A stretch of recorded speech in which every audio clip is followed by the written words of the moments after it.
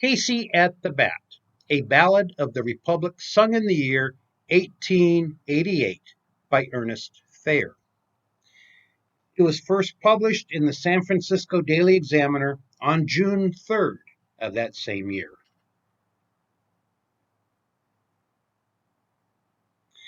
The outlook wasn't brilliant for the Mudville Nine that day, for the score stood 4-2 with but one inning left to play. And when Cooney died at first, and Barrows did the same, a sickly silence fell upon the patrons of the game. A straggling few got up to go in deep despair. The rest, well, they clung to that hope which springs eternal in the human breast. They thought if only Casey could get a whack at that, well, they'd put up even money now with Casey at the bat. But Flynn preceded Casey, as likewise Jimmy Blake. The former was a Lulu, and the latter, he was a fake. So upon that stricken multitude grim melancholy sat, for there seemed but little chance of Casey's getting to the bat. But Flynn let drive a single, to the wonderment of all, and the much despised Blake, well, he tore the cover off the ball.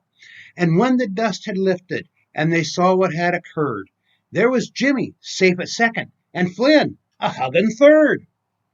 From 5,000 throats and more there rose a lusty yell.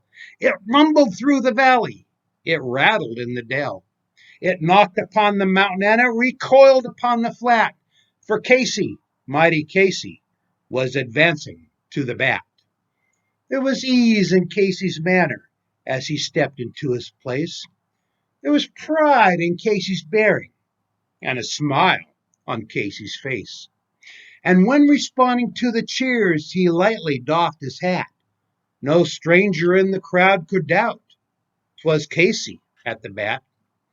10,000 eyes were on him as he rubbed his hands with dirt. 5,000 tongues applauded when he wiped them on his shirt. Then, while the writhing pitcher ground the ball into his hip, defiance gleamed in Casey's eye, and a sneer curled Casey's lip. And now the leather-covered sphere came hurtling through the air, and Casey stood a-watching it in haughty grandeur there. Close by the sturdy batsman the ball unheeded sped. "That ain't my style," said Casey. "Strike one," the umpire said. From the benches filled with people there went up a muffled roar, like the beating of a storm waves on a stern and distant shore. "Kill him! Kill the umpire!" someone shouted in the stands, and it's likely they'd have killed him had not Casey raised his hand.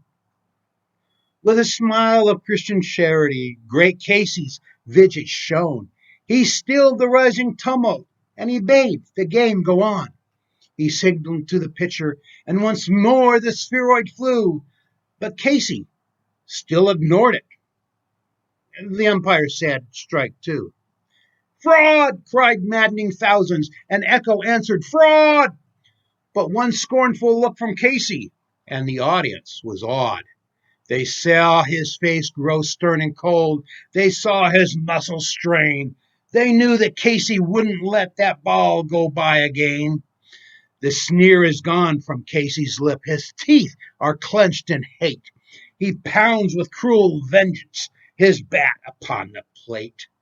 And now the pitcher holds the ball, and now he lets it go. And now the air is shattered by the force of Casey's blow. Oh, somewhere in this favored land, the sun is shining bright. The band is playing somewhere, and somewhere hearts are light. And somewhere men are laughing, and somewhere children shout. But there is no joy in Mudville. Mighty Casey has struck out.